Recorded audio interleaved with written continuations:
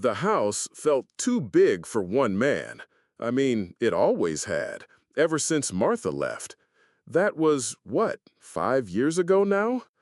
Sometimes, standing in the kitchen, I'd just listen to the quiet. A sort of heavy, pressing quiet that felt permanent. So when Chloe Davis, a bright-eyed college kid, said she was looking for a room, it felt like a bit of luck, like someone finally opened a window. She moved in pretty quick, bags and boxes and a pile of books that smelled faintly of old coffee. I remember her laughing as she carried them up, slender but strong, a real spark of life. I helped her with some of the bigger stuff, the desk, the bed frame. She talked a mile a minute, all about her classes, her plans, how excited she was to be out on her own. I liked her. She was refreshingly open, I guess. I pictured us, sometimes, watching a game together or just sharing dinner. You know, like a normal family, or what I thought was normal. Something. That first week was good. Normal, mostly. I was in the living room late one Thursday night. The local team was on, getting absolutely hammered, but I was still half watching, half dozing. The house was settling around me, old wood creaking, furnace kicking in. Just background noise. My phone buzzed on the coffee table. I picked it up, squinting at the screen. A text from Chloe. "Hear anything, Chris? Ghosts playing hide and seek." I frowned.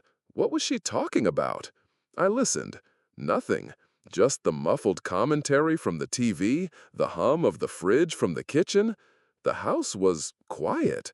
The usual quiet. Too quiet, maybe, but not in any new way. I figured it was some stupid inside joke with her friends. Maybe she'd meant to send it to someone else. Or maybe she was just messing with me. She had that kind of playful energy. Kids these days.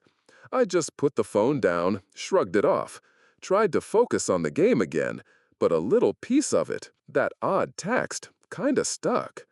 The next morning, I woke up feeling a bit groggy. Damn football. Decided a strong cup of coffee was in order. I shuffled into the kitchen, my usual routine.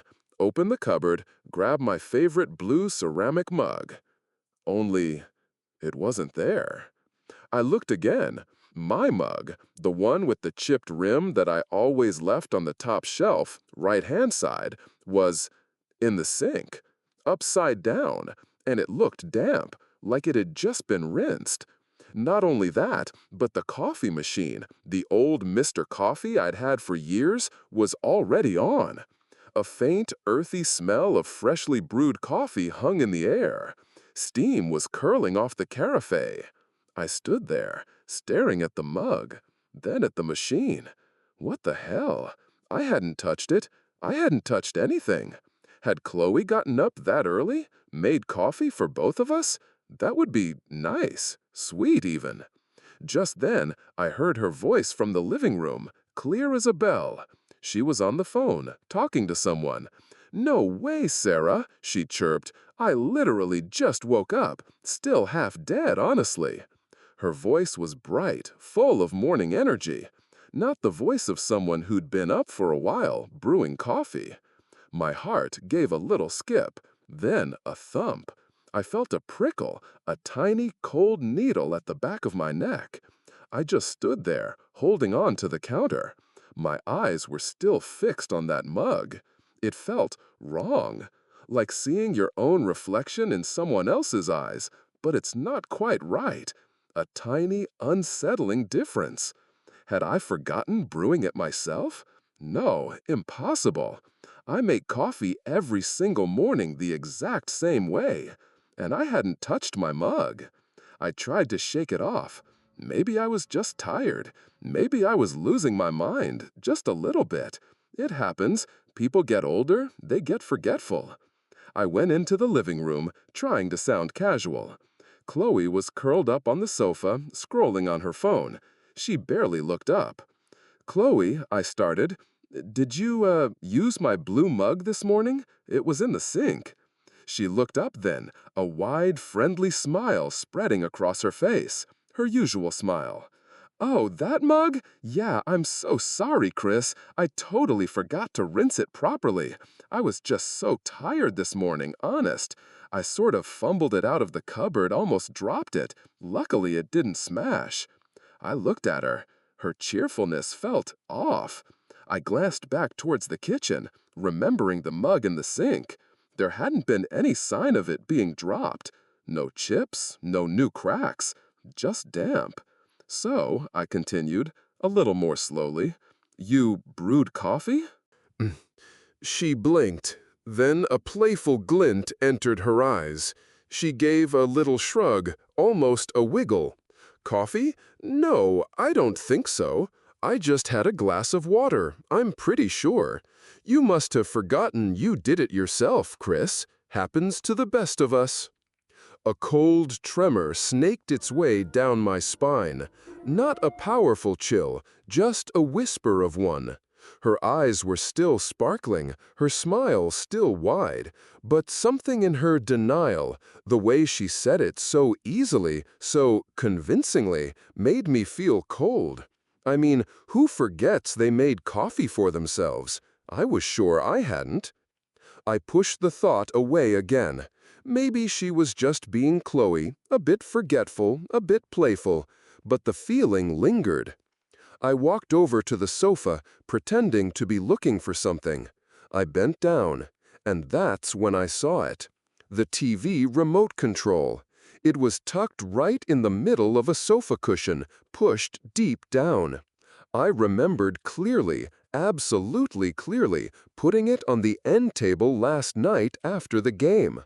I never left it in the cushions, ever. It was a rule. I stood up straight, feeling a sudden jump in my chest. I turned to look at Chloe. She was still turned away from me, lifting her phone to snap a selfie, her back to me. For just a split second, I saw her reflection in the phone screen. Her smile, the one I'd just seen on her face, was stretched impossibly wide, almost grotesque, and her eyes, reflected in the glass, were flat, lifeless. A chill slammed into me, knocking the air out of my lungs. Then, just as quickly, she turned back towards me, her face bright, her smile normal. "What's up, Chrissies?" she sing-songed. I stammered, my throat suddenly dry. "Do you, know where the TV remote got to?" She glanced around, her gaze momentarily, almost imperceptibly, flicking towards the sofa cushion where I'd just found it. It was so brief, I might have imagined it, but I didn't think so. No idea, sorry. Probably just tucked it somewhere weird last night, huh? That night, I just couldn't sleep. Every single word Chloe had said, every denial, every shrug, echoed inside my head. Ghosts playing hide and seek. I just had a glass of water. No idea, sorry. It coiled in my gut, a tight, unpleasant knot.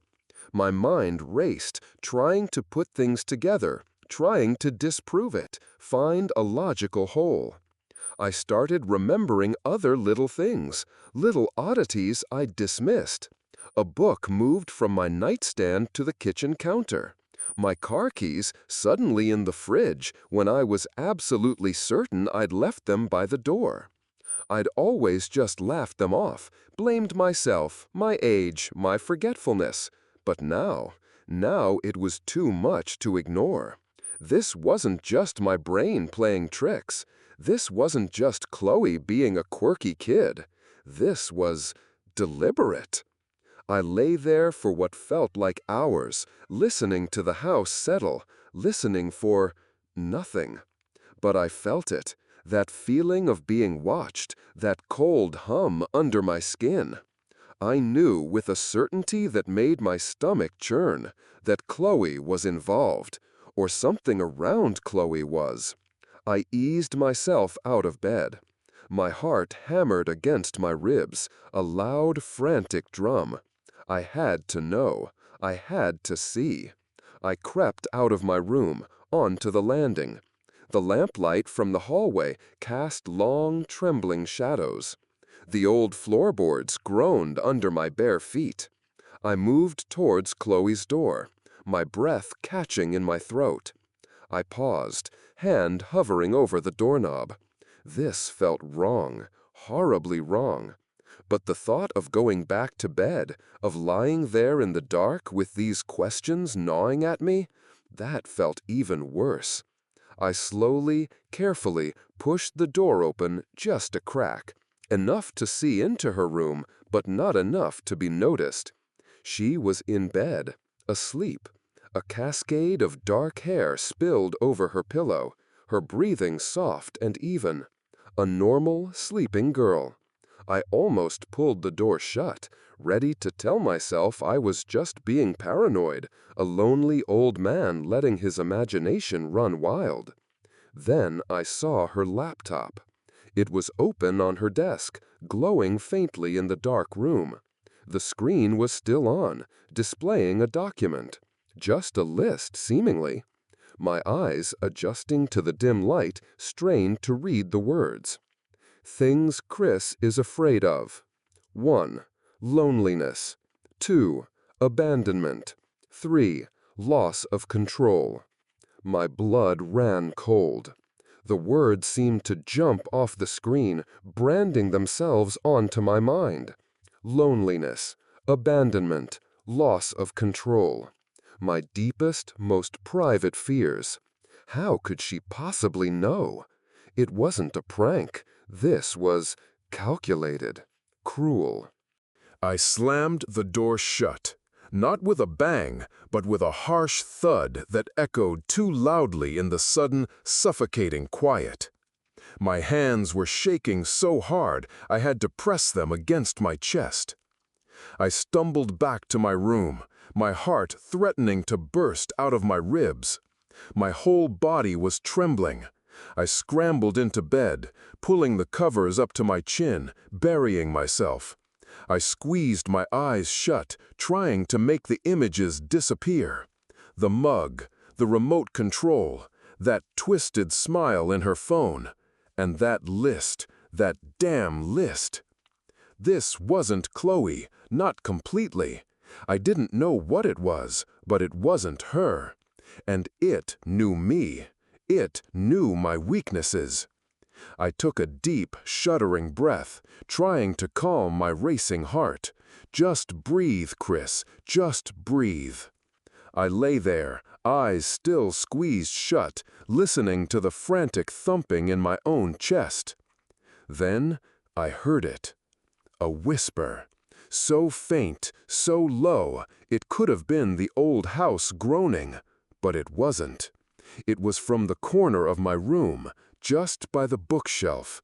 A raspy, guttural sound, not Chloe's voice. And it said, with chilling clarity, the last 2 words on that list I had just read. The words that had clawed their way into my deepest fears. Loss of control. I opened my eyes, wide and staring into the inky blackness. Every muscle in my body locked up, my breath hitched. It was just a whisper, just 2 words, but it was a confirmation, a direct threat. It knew I'd seen it. It knew. I lay there, frozen, staring at the ceiling, my mind a chaotic mess of fear and disbelief. My house felt like a stranger, the air thick and heavy. Then, from downstairs, from Chloe's room, her phone alarm went off. Not a cheerful tune, not some annoying pop song. It was a recording, a voice, my voice, softly, slowly, warbling a lullaby. The lullaby my mother used to sing to me when I was a child, the one only she and I ever knew. The song faded, and then a small, soft giggle. Not Chloe's giggle, something else. Higher, thinner, and utterly, absolutely without joy or warmth. It felt like something sharp, scraping against my soul. I gripped the blanket, my knuckles white. I didn't sleep that night. I couldn't. The most terrifying thing wasn't just that it knew the lullaby, knew my voice. It had recorded my voice. It was using me. It was playing with me, tormenting me with my own sounds, my own memories. And it was counting down to something I couldn't even begin to guess. The house had this way of breathing, you know? Not like a living thing, but like something old and tired, creaking and groaning with every gust of wind, every shift in the air. After that night, after what I'd heard, it felt like it was doing more than just breathing. It felt like it was watching. I tried to get through the next day, tried to make it feel normal. It was a gray, wet morning, rain streaking down the kitchen window, blurring the tired street outside. I was sitting at the breakfast table, my cold coffee clutched in my hands, trying to read the newspaper. Just the usual headlines, local news, nothing to properly focus on. My mind kept looping, playing back those words, loss of control. And then that lullaby, my mother's lullaby, in my voice, followed by that laugh. It was just a giggle, really, but it wasn't Chloe's. It was thin, sharp, like splintered glass. Then the kitchen door swung open. Chloe walked in. She was wearing a bright yellow sweater, for God's sake, and she had this big, radiant smile on her face. A perfectly normal, bright smile. Too bright, maybe. "Morning, Chris," she chirped. "Lovely weather today, isn't it? Such wonderful sunshine." I froze, the coffee cup halfway to my lips. I just looked at her.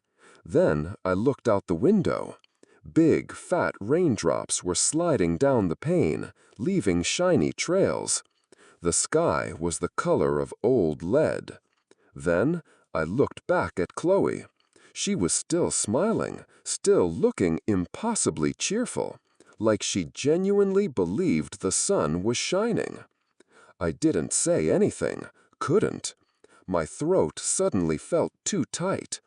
I just watched her move to the fridge, still humming, still absolutely drenched in that manufactured good cheer. It was the kind of thing you'd shrug off, usually, a silly mistake.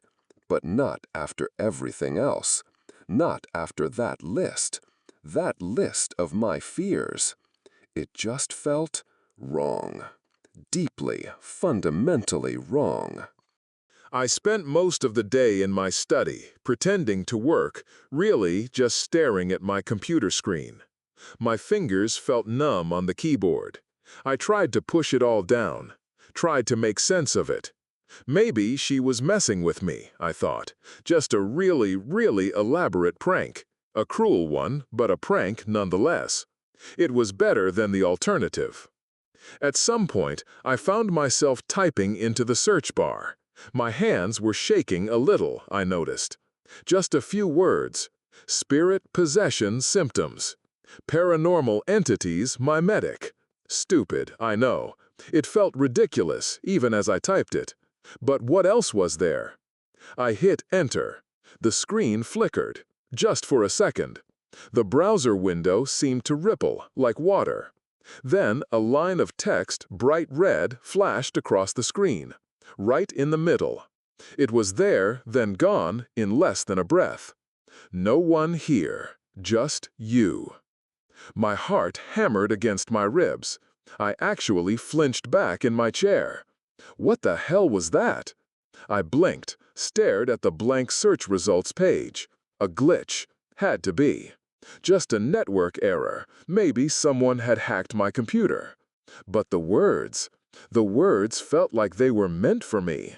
A punch to the gut. It felt personal. I slammed the laptop shut.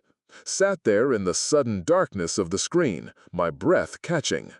It was like closing a trap over my own fingers. I couldn't explain it. I couldn't explain any of it.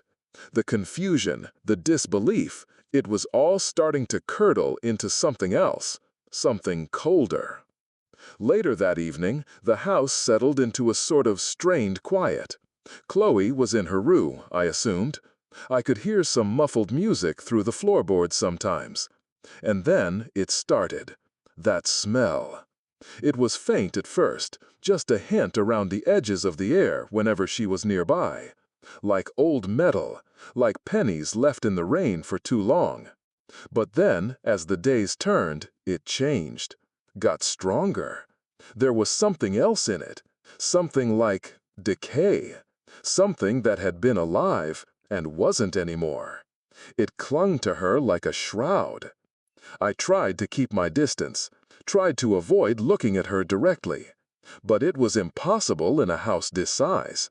And every time I caught her eye, every time she smiled, it was like a fresh twist of the knife. Her smile, the one I used to think was so genuine, so open, was stretched, just a fraction too wide.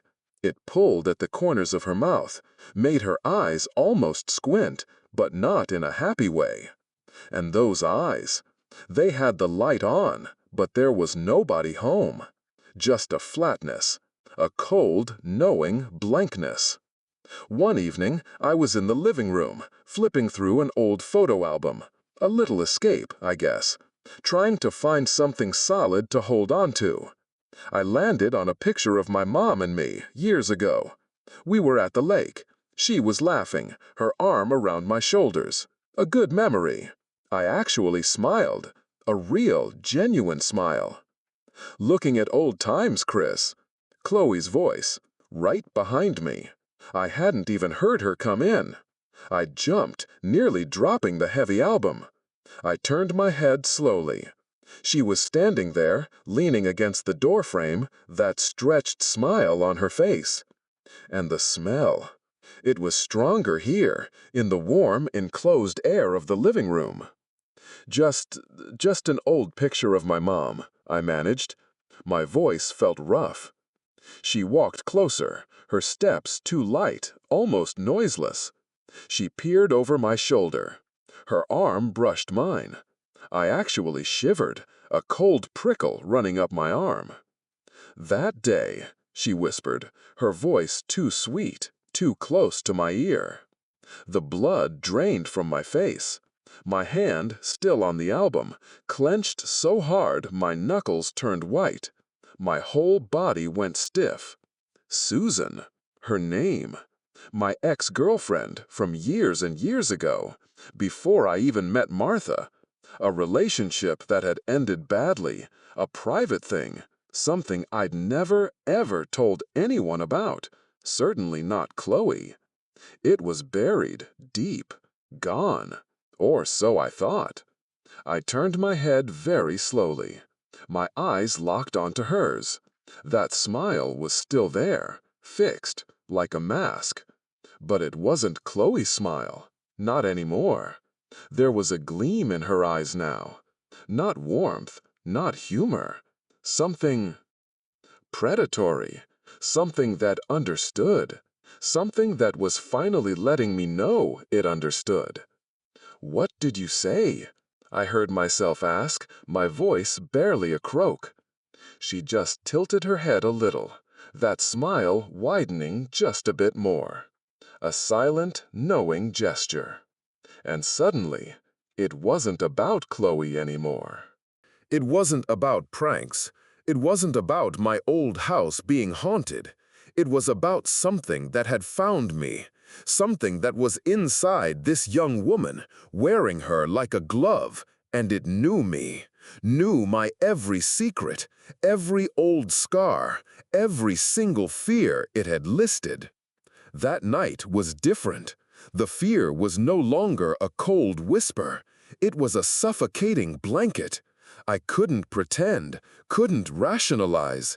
Every shadow felt alive, every creak of the floorboards a deliberate sound. Sleep felt impossible. My mind was a whirlwind of the past few days, weeks, maybe. All those little things I dismissed, They came flooding back. The keys in the fridge, the book on the counter, the way the TV remote vanished, all of it, leading to this. I was huddled in my bed, under the covers, trying to make myself small when I heard it. A soft thumping from Chloe's room downstairs. Not violent, almost rhythmic, like something being dragged, then dropped, then dragged again. It wasn't malicious, not really, but it was chilling. Because it wasn't Chloe. It couldn't be. I lay there for a long time, listening to the thumping continue. It was like a metronome counting down to something. Eventually, the silence returned, heavier than before. But I couldn't stay in my room. The walls felt like they were closing in. I had to know. I had to see. I eased myself out of bed. My bare feet found the cold wood floor. Every step was a battle against my own pounding heart. I crept out of my room, onto the landing. The lamplight from the hallway made long, dancing shadows, turning familiar corners into monstrous shapes. The old floorboards groaned under my weight. I moved towards Chloe's door, my breath catching in my throat. My hand hovered over the doorknob. This felt like I was stepping into deep water, horribly wrong. But the alternative, lying in my bed, alone with these gnawing questions, that felt even worse. I slowly, carefully pushed the door open, just a crack, just enough to see in. I didn't want to be noticed. The room was pitch black. No light from the laptop this time, just a deep, oppressive dark. I pushed the door open wider, fumbled for the light switch. Click. The overhead bulb flooded the room with harsh, yellow light. No one. The bed was empty, unmade, sheets tangled. Her clothes were strewn on the floor, as usual, but no Chloe. I swept my gaze around the room. Not in the closet, not hiding behind the door. Where could she be? My eyes landed on her desk. Her laptop was open, glowing faintly, illuminating a stack of books. And on top of the stack, open, lay an old, worn diary. Its pages were yellowed. It called to me, a whisper almost. My feet moved without conscious thought. I walked over, my eyes glued to the open pages. The handwriting was neat, flowing. I could see entries about her classes, notes about friends, little doodles in the margins. It was all so normal, so Chloe. I started turning the pages, past the early innocent entries. And then the handwriting started to change. It became more frantic, more shaky. Entries about bad dreams, voices in the dark, feeling like someone was watching. Paragraphs scratched out, words crossed through. Bits and pieces, almost illegible, about something moving inside me. I'm not myself. My breath hitched. My hands were trembling so violently I could barely hold the book. I turned to the very last page. The handwriting was almost completely gone, just a wild, frantic scrawl. But one word stood out, written large, crude, dominating the page in a dark red liquid that looked, smelled, exactly like dried blood. Save. A cold, cold touch brushed against my arm, like an icy hand reaching out from the dark. I almost screamed. I looked down at my arm, shuddering. There was nothing there, just my own trembling skin. But the feeling, it lingered. It was right here, with me. I slammed the diary shut. My fingers were stiff, clumsy. My heart was thumping so hard I could hear it ringing in my ears. This wasn't Chloe.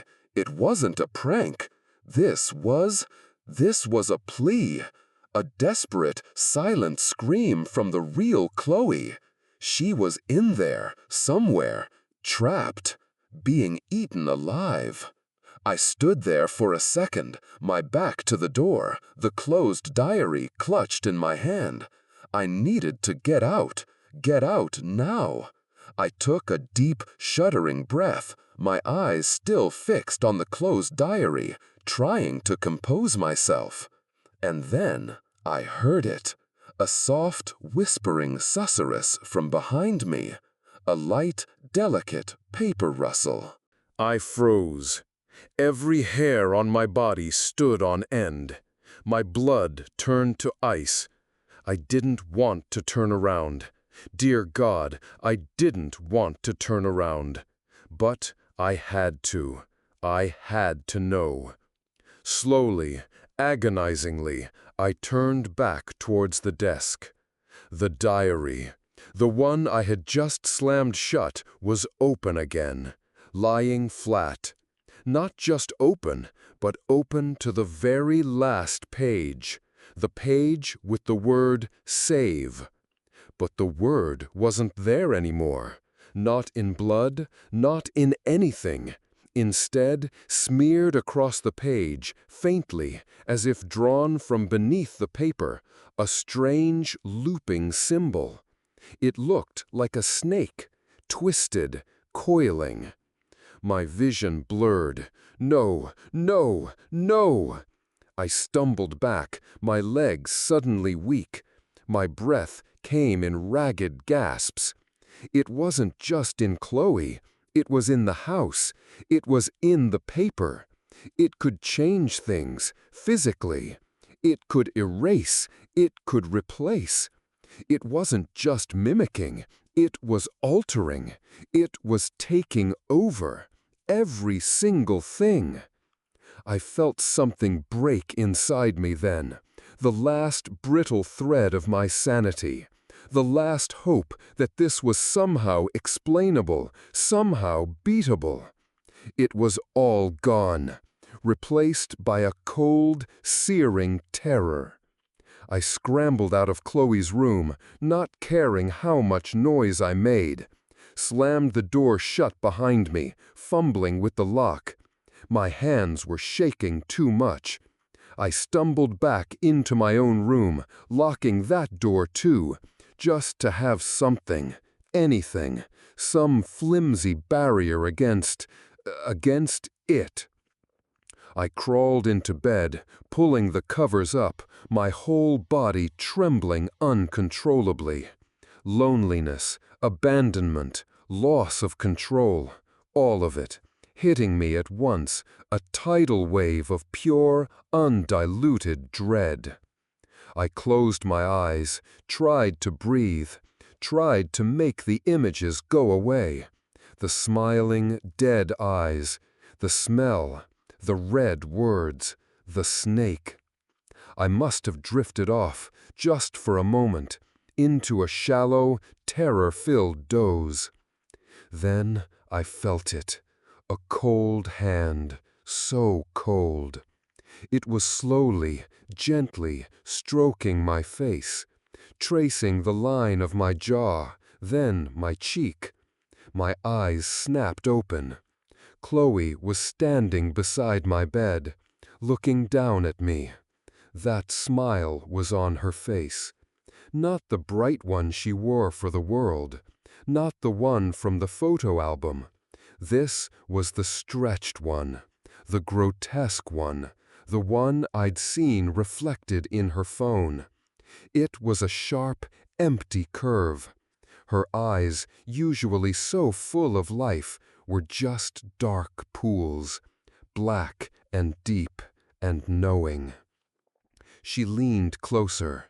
Her breath, when it touched my face, was icy, and it carried that faint, metallic, decaying scent. She whispered. It was Chloe's voice, but it was deeper now, richer, more resonant, like an echo from a cavern. You can't save her, Chris. The words slid over me like thin ice. You can't save anyone. Her cold fingers, impossibly cold, came up. They gently touched my lips, pressed against them. I felt a surge of freezing air. A sudden, paralyzing coldness spread through my insides. Every muscle in my body locked up. I couldn't move, couldn't even twitch a finger. My eyes were wide open, staring up into those black, knowing depths. She leaned closer. Her breath, when it touched my face, was icy, and it carried that faint, metallic, decaying scent. She whispered. It was Chloe's voice, but it was deeper now, richer, more resonant, like an echo from a cavern. You can't save her, Chris. The words slid over me like thin ice. Her cold fingers, impossibly cold, came up. They gently touched my lips, pressed against them. I felt a surge of freezing air. A sudden, paralyzing coldness spread through my insides. Every muscle in my body locked up. I couldn't move, couldn't even twitch a finger. My eyes were wide open, staring up into those black, knowing depths. You can't save even yourself. She pulled her hand away, slowly, deliberately. I lay there, still frozen. My lips felt dry, bone dry, and there was a taste in my mouth, a foul, coppery taste, like old blood, like the diary. She was telling the truth. I couldn't scream, couldn't call for help. It had taken everything, and it was just getting started with me. I lay there, still frozen. My lips felt dry, bone dry, and there was a taste in my mouth, a foul, coppery taste, like old blood, like the diary. She was telling the truth. I couldn't scream, couldn't call for help. It had taken everything, and it was just getting started with me. I lay there, still frozen. My lips felt dry, bone dry, and there was a taste in my mouth, a foul, coppery taste, like old blood, like the diary. She was telling the truth. I couldn't scream, couldn't call for help. It had taken everything, and it was just getting started with me. I lay there, still frozen. My whole body felt like a stone, heavy and hard. I just lay there, eyes wide open, staring at the ceiling above my bed. My bedroom. It used to be a safe place. Now it was just another part of the house. And the house? Well, the house wasn't mine anymore. It belonged to something else, something that wore Chloe's face. I think a long time passed, hours maybe. The darkness outside the window slowly, grudgingly, gave way to a pale, pre-dawn gray. I couldn't move, couldn't even close my eyes. My mind just kept replaying her words, her smile, the feeling of that cold, dead touch, the copper taste. It was all real, too real. Finally, slowly, the paralytic grip eased. My fingers twitched, then my toes. I took a shuddering breath, the air cold and thin in my lungs. I sat up in bed, my movements stiff, like an old man's. The room was quiet, a deep, heavy quiet that pressed in on me from every side. I had to get out of this room. I had to get out of this house. That was my first, primal thought. But then the chilling whisper came back in my head. You can't save even yourself. I stumbled out of bed, my legs wobbly. I looked around. Nothing. Just my familiar room, now imbued with a new, terrifying meaning. Every shadow felt like a threat. Every faint creak from downstairs sounded like it was being watched by dead eyes. I needed something to fight back with. Or maybe just something to believe in. Anything. I walked to the hallway, my steps soft against the old wooden floor. My gaze fell on an old painting hanging on the wall, a landscape, a scene from my childhood. I remembered hanging it up, making sure it was perfectly straight, just last week. But now it was tilted slightly, just a little, almost imperceptible. I reached out, my fingers brushing the frame. It felt cold. I gently nudged it, setting it straight. Just a nervous habit, I told myself. A coping mechanism. The house was playing tricks. My own tired mind was playing tricks. I walked a few more steps down the corridor, towards the stairs. And then I looked back. The painting.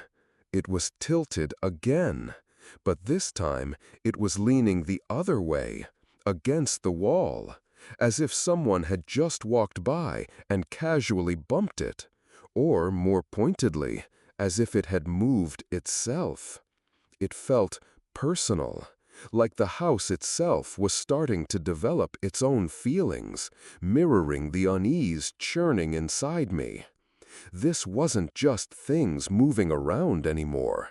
It was responding. Right, I muttered to myself. My voice was a dry croak. Okay, Chris. Just a draft, or maybe the hook is loose. Idiotic. I knew it. But what else could I say? I needed to clear my head, or maybe just find a distraction, a momentary escape from all this. I thought about the old gardening book I'd been meaning to reread. It was in the basement. Maybe, just maybe, I could find some peace down there, surrounded by dusty tools and the faint, earthy smell of soil. A normal smell, a real smell. I made my way downstairs, my hand on the banister. Every step I took, the house felt heavier. The air was thick. I reached the basement door, a heavy wooden thing I rarely opened. I took a deep breath, steeling myself. Just a book, just a quiet moment. I flipped the light switch. Click. The old incandescent bulb in the basement usually cast a warm yellow glow, making the space feel almost cozy despite the cobwebs. But this time, the light that flooded the space was different. It was pale, blue, cold, like moonlight filtered through ice. It made everything seem sharp, alien, like I'd stepped into a photographic negative. The piled boxes, the old furniture, my workbench, everything looked like it belonged somewhere else, somewhere far away. What the hell?" I whispered. My heartbeat hammered. This light, it was wrong, fundamentally wrong. But I pushed past it. I had to. I needed that book. Normal. I needed normal. I slowly descended the steps, my hand sliding along the damp stone wall. The air down here was colder, with that faint metallic scent I'd started to associate with her, or with it. It was under the house, too. Of course it was. I made my way to the far corner, where my old books were stacked on a rusty shelf.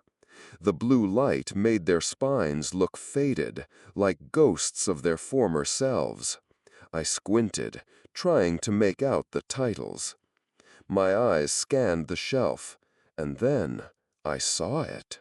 Tucked away amongst some old tools and forgotten paint cans, a lighter, my lighter, or a lighter exactly like mine. It was silver, with a distinctive scratch along one edge. I'd had it for years. It was in my pocket. I knew it. I always kept it there. My hand automatically went to my pocket.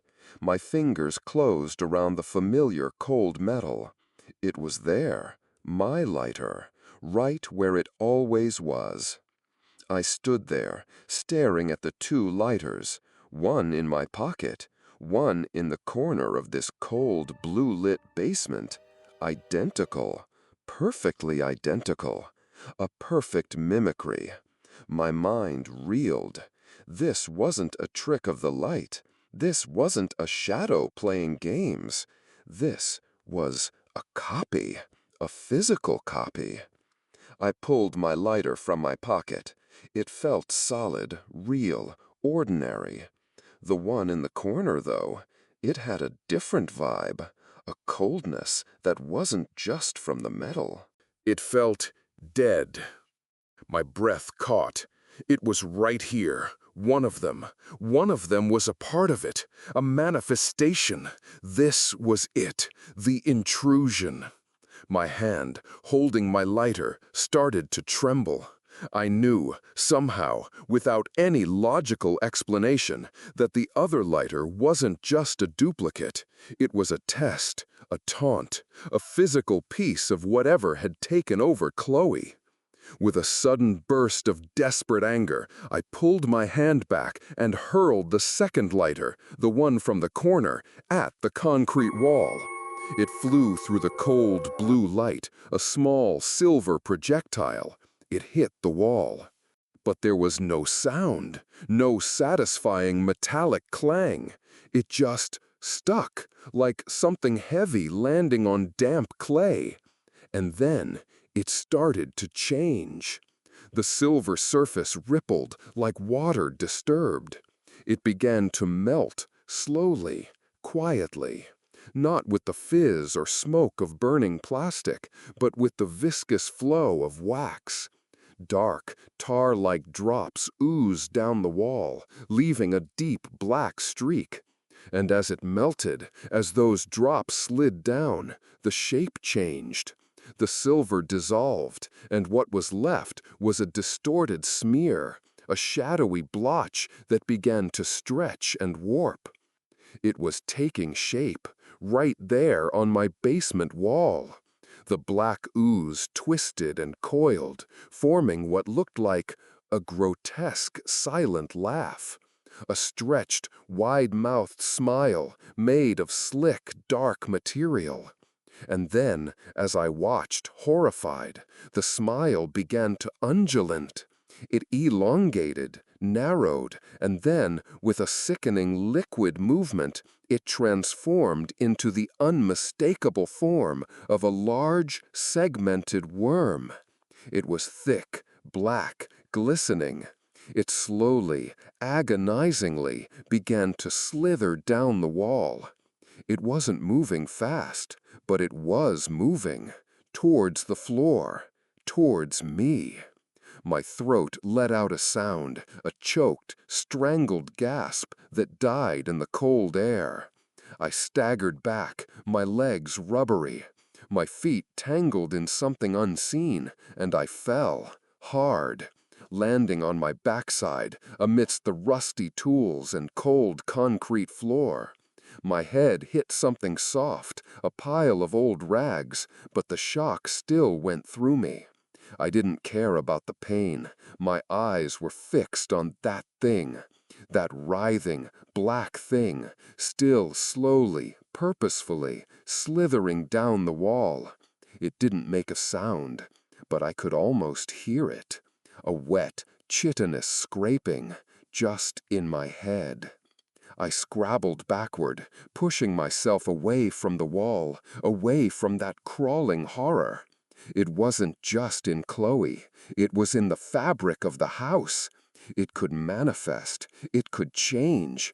It was here. Everywhere. I scrambled to my feet, my heart pounding so hard I thought it would burst out of my chest. I didn't even try to rationalize anymore. There was no rationalizing, only terror, pure, undiluted terror. I ran. I didn't know where to go, just away. Away from the worm, away from the blue light, away from the basement. I ran up the stairs, my feet slipping on the cold stone. I burst through the basement door and slammed it shut behind me, fumbling with the lock. But it was just a flimsy latch. I knew it wouldn't hold. Nothing would hold. I rushed towards the front door, my only thought escape. Just get out. Get out of this house, out into the street. Even the gray, wet morning outside felt like a beacon of sanity compared to this. I grabbed the doorknob. My fingers closed around the cold metal. I twisted. It didn't budge. I tried again, harder. Nothing. It was stuck, completely unyielding. I pulled with all my might, pushing my shoulder into the wooden panel. The door was solid, rigid. It felt like it had been cemented shut, made of concrete instead of wood. It was impossible. I live here. This is my house. I own it. I should be able to open my own goddamn door. "No!" I yelled, my voice hoarse, raw. "No!" I yelled, my voice hoarse, raw. My cry echoed in the silence of the house, a silence that wasn't empty, but full of something, waiting. I spun around, my eyes wide, scanning the space around me. Panic clawed at my throat. The staircase leading up to the second floor, where my room and Chloe's room were, it looked different, wrong. The steps seemed to have stretched, elongated, their angles distorted in a way that made them appear to curve and ripple. The banister twisted like a broken spine. It was like looking through a funhouse mirror, but horrifyingly real. And from everywhere, from the walls, from the ceiling, from the very air itself, I heard it. Faint, mocking giggles, small, delicate, silvery sounds that were almost like Chloe's, but laced with something else. Something cold and cruel. It was like the house was laughing at me, taunting me. I looked down at the wooden floor beneath my feet. Before, it was dusty, old. Now, new cracks had appeared, deep, jagged lines that spread like a spider web across the polished planks. And from these cracks, a gray, wispy smoke began to rise. It carried that awful metallic smell, mixed with something else, something like rot, like death. It was in the air now. It was everywhere. I couldn't escape. The house, it had become a prison, my prison, and I was trapped inside with it. I screamed, a guttural, desperate sound that tore from my chest. I ran, not towards the stairs, not towards the doors, just ran, into the living room. My eyes darted around, searching for something, anything, a memory, an anchor. My gaze landed on the mantelpiece, on a photo frame. It was a picture of me and Chloe, the first one we took when she first moved in, full of smiles and that initial genuine good cheer. She was standing next to me, her arm linked in mine. Her smile was so bright, so innocent then, so full of life. It was a good memory, a real memory. I stared at it, and as I stared, the photo began to ripple, wave, like heat haze or water on the surface of a pond. Chloe's face, her bright, open smile, began to warp, stretch, wider and wider, until it was a grotesque, unnatural rictus, the kind of smile you'd see on a monster, not a human. Her eyes, her beautiful, lively eyes, they started to darken, turn black, deeper and deeper, until they were just hollow, empty pools of pure, inky blackness. No light, no life. And then, from those black, unblinking eyes, a thick, black liquid started to stream down, like tears made of ink. Dark, viscous, it ran down her paper cheeks, staining the pristine white background of the photo. It was crying. The photo was crying, crying black, dead tears. In that exact moment, I heard it, a whisper, right next to my ear, right inside my head. It was Chloe's voice, small, faint, fragile, not a threat, not a taunt, a plea. Save me, Chris. Her voice, the real Chloe, it was there, it was still there. But then, as quickly as it came, the plea twisted, distorted. The soft, scared whisper grew deeper, rougher. It cracked into a low, bestial growl, a guttural, terrifying sound that tore through my ears, shaking my very bones. The sweet, innocent plea was devoured, replaced by the monster. It was still in there, a part of her, trapped, suffering, being used, and it was screaming for help. Despair, total, soul-crushing despair. That's what hit me then. My legs gave out. I fell to my knees, my hands pressing against my temples, trying to block out the growls, the black tears, the horror. Chloe, the real Chloe, she was still in there. And maybe, just maybe, I could do something. The fear was still there, a crushing weight, but now there was something else, a flicker, a small, desperate spark of resolve. I had to try. I had to. Not for myself, but for her, for the real Chloe. I crawled to the nearest wall, my eyes scanning the scarred, warped surface of my once familiar living room. Everything was twisted, shifting. The air smelled thick with that metallic rot. The giggling sounds, the growls, they swirled around me, a cacophony of madness. But I pressed on. I knew, I just knew, there had to be something she left behind, a connection. My hands ran over the rough plaster wall. It felt colder in some places, almost slick with something unseen. The patterns on the faded wallpaper seemed to writhe, the flowers twisting into distorted faces. My fingers brushed against a small irregularity, a tiny crack, barely visible amidst the chaos. I dug my fingernails into it, hard. The plaster crumbled under my touch, revealing a small, hidden cavity. And there, tucked away inside, was something small, something gleaming faintly. A silver chain, her necklace, the one she always wore, the one she'd told me her grandmother gave her. It was small, delicate, with a tiny, worn silver charm. The last, fragile link to the girl I knew, the real Chloe. As my fingers closed around the cold metal of the necklace, a sudden, blinding flash of pure, agonizing pain shot through my head. A scream ripped from my throat, but it was drowned out by a deafening roar that vibrated through the very foundations of the house. The entity, it knew what I was doing. It was attacking me, attacking my mind.